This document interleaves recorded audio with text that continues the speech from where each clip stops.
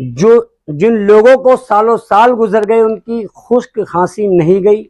और परेशान है, रातों रात नींद नहीं आती, रात को लेटते हैं तो उनको सांस आना बंद हो जाता है, सांस फूलने लगता है, उनके लिए मैं बहुत ही कारगर कामयाब नुस्खा लेकर आया हूं जो कि बहुत ही सहल है, बहुत ही आसान है। दोस्तों, नुस्खा यह है, हमें लेना है सबसे पहले मुलेठी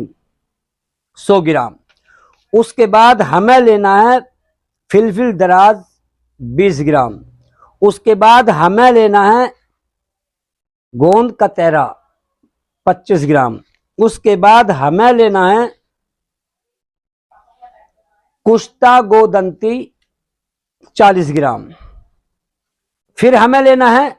समग अरबी 25 ग्राम, उसके बाद हमें लेना है खोलंजान 20 ग्राम, फिर